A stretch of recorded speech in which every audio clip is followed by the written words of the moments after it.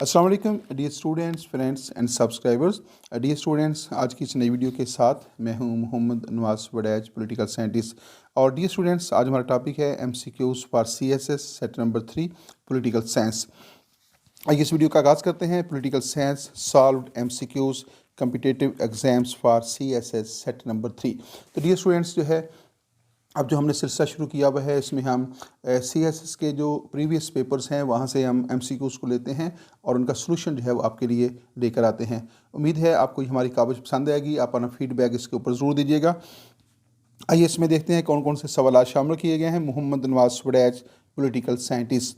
Mohammad Nawaz Waraich political scientist के YouTube channel से आपके लिए आज जो वीडियो लेकर आए हैं ये ऐसे MCQs के ऊपर मुश्तमिल है जो मुख्तलिफ CSS के जो प्रीवियस पेपर्स हैं पॉलिटिकल साइंस के, उनके अंदर जो है ये सवालात, ये MCQ जो हम शामिल किए गए हैं और आज उनका सलूशन जो है वो आप तक लेकर जो है वो हाजिर हुए हैं।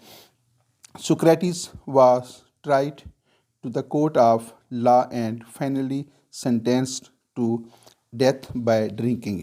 क्वेश्चन दोबारा सुनिएगा। Socrates was tried to the court of law and finally sentenced to death by drinking.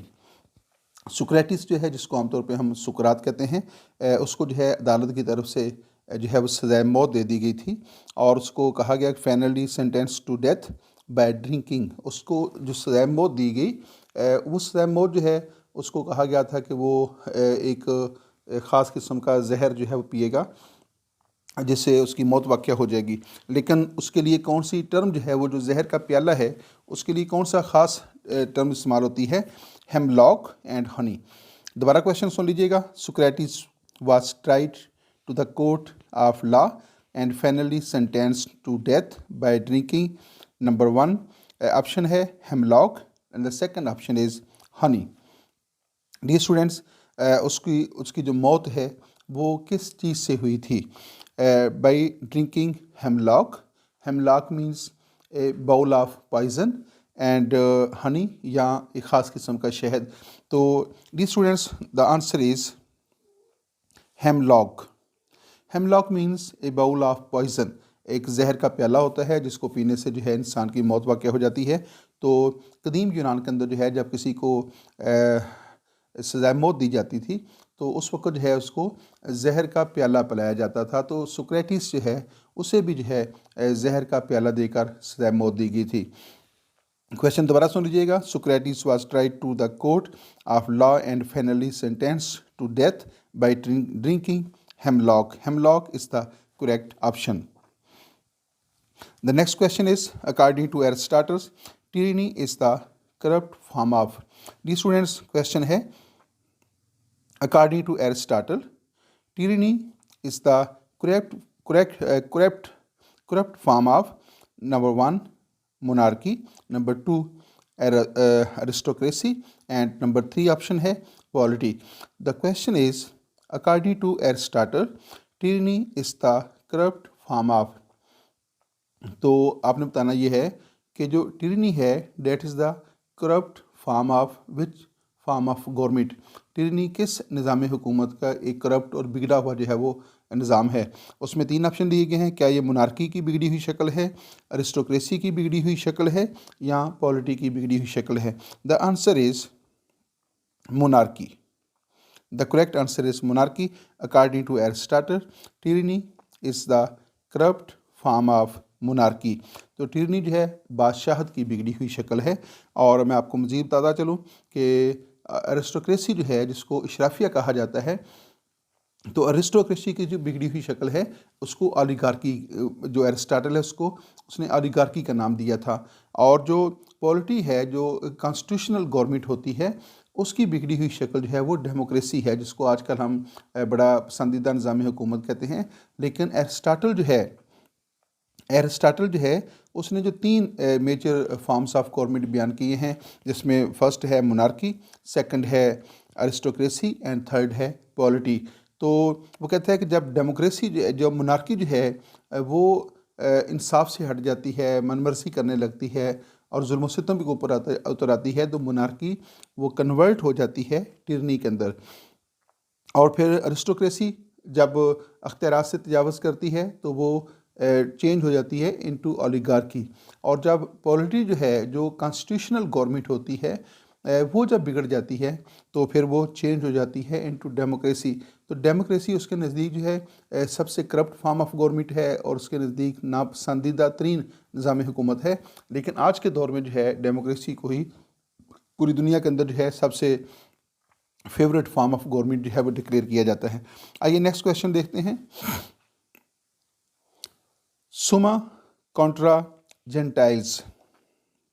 सुमा Contra Gentiles is the famous work of Thomas Hobbes, Thomas Aquinas and Socrates. एक बात तो ये याद रखिएगा कि सुक्रेटिस जो है उसकी कोई भी किताब जो है वो नहीं है। सुक्रेटिस ने अपना कोई भी काम जो है, अपनी फ़िलासफ़ी, अपनी आइडियालॉजी, अपनी सोच फ़िक्र को कहीं भी किताबी शक्ल में नहीं दी। तो इसलिए एक बात तो आपकी क्लियर होनी चाहिए कि जो सुक्रेटिस है उसकी कोई भी किताब जो है वो नहीं है। आप अब दोबारा क्वेश्चन की तरफ देखिएगा। सुमा contra Gentiles is the famous work of, first option is Thomas Hobbes, second option is Thomas Aquinas. The correct answer is Thomas Aquinas. Summa contra Gentiles is the famous work of Thomas Aquinas. आइए next question की तरफ चलते हैं। Machiavelli was born in Florence in 1469, 1669, 1769. The first option is correct option. Machiavelli was born in Florence in 1469. तो Machiavelli जो है वो 1469 को पैदा हुआ था। और एक बात मैं और आपको बताता चलूँ कि मैकियावेली की जो सबसे मशहूर किताब है वो है द प्रिंस। वैसे तो उसकी किताब जो है द हिस्ट्री ऑफ फ्लोरेंस भी है, जहाँ पे वो पैदा हुआ था, तो उस हिस्ट्री ऑफ फ्लोरेंस भी है, लेकिन उसकी किताब जो है जो मैकियावेली की वजह शोहरत बनी वो है द प्रिंस। आइए देखते हैं नेक्स्ट क्वेश्चन क्या है। The famous work of Hobbes, Leviathan, was published in 1651, 1789, 1791.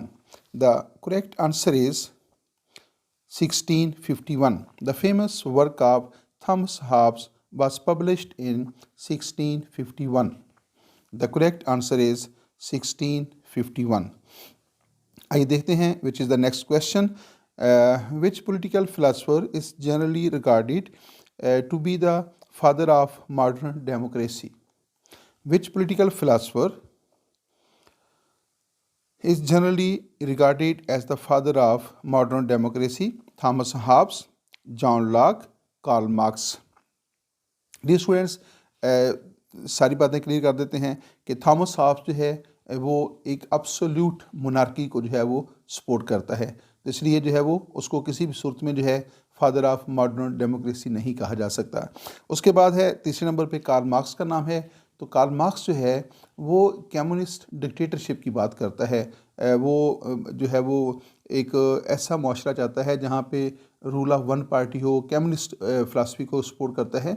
और कम्युनिस्ट जो है, जो कम्युनिस्ट स्टेट है वहाँ भी डिक्टेटरशिप होती है। तो कार्ल मार्क्स का भी जमहूरियत के साथ जो है वो कोई तलक नहीं है, बल्कि वो जमहूरियत को नापसंद करता है। और लास्ट पे जो है नंबर जो 2 पॉइंट है वो है John Locke. The correct answer is John Locke. दोबारा देखिएगा, which political philosopher is generally regarded to be the father of modern democracy? The correct answer is John Locke. तो जॉन लॉक जो है ये बेसिकली जमहूरियत पसंद है, इंडिविजुअलिस्ट है। और जब थॉमस हॉब्स ने एक ऐसा सोशल कॉन्ट्रैक्ट पेश किया था जिसके में वो एक एब्सोल्यूट मोनार्की की सपोर्ट करता है, तो जॉन लॉक ने उसके बाद जो है उसके फ़लसफ़े को रद्द किया और उसने एक डेमोक्रेटिक सिस्टम को सपोर्ट किया। और उसने कहा कि जो हुक्मरान होगा उसकी पावर्स लिमिटेड होंगी और वो हुक्मरान जो होगा, जो भी उसका नाम दिया जाए वो अवाम के सामने जवाबदेह होगा, तो उसको रिमूव भी किया जा सकता है। तो इसलिए जॉन लॉक को जो है मॉडर्न जो डेमोक्रेसी है उसका बानी कहा जाता है। John Locke is considered as to the father of modern democracy. आइए नेक्स्ट क्वेश्चन देखते हैं। हमारे पास नेक्स्ट क्वेश्चन है, which social contractualist thinker was born in Geneva? तो डियर स्टूडेंट्स, 3 सोशल कंट्रेक्चुअलिस्ट हैं जो नज़रिया मुआहदा इमरानी जो है उसके बानी हैं या उसके सपोर्टर्स हैं या उसको पेश करने वाले हैं, उसमें the first one is Thomas Hobbes, the second is John Locke and the third is Rousseau. तो ये 3 सियासी जो मुफक्रीन हैं इनको सोशल कंट्रेक्चुअलिस्ट भी कहते हैं। आपने बताना ये है कि इन 3 सोशल कंट्रेक्चुअलिस्ट के अंदर में से कौन सा फ़िलासफ़र जो है वो स्विट्ज़रलैंड में पैदा हुआ था, जेनेवा में जो है वो पैदा हुआ था। Which social contractualist thinker which social contractualist thinker was born in Geneva? Thomas Hobbes नहीं, जॉन लॉक गलत, और the correct answer is Rousseau. Rousseau was the social contractualist thinker who was born in Geneva. तो Switzerland Geneva के अंदर जो है Rousseau जो है ये पैदा हुआ था। और ये नेक्स्ट देखते हैं, नेक्स्ट क्वेश्चन क्या है? Philosophy of history and philosophy of rights, ये 2 बुक्स के नाम हैं, फ़िलासफ़ी ऑफ हिस्ट्री और दूसरी किताब का नाम है philosophy of rights, were written by Jeremy Bentham, Hegel and Karl Marx. The correct answer is Hegel. Philosophy of History and Philosophy of Rights were written by Hegel। तो ये दोनों जो किताबें हैं Philosophy of History and Philosophy of Rights were written by the Hegel। तो ये Hegel की जो है वो मशहूर तसनीफ़ हैं। आइए नेक्स्ट क्वेश्चन देखते हैं। Which state has been called, ये स्टूडेंट यहाँ पे कंपोजिंग की एक छोटी सी गलती आई है, ये है has been।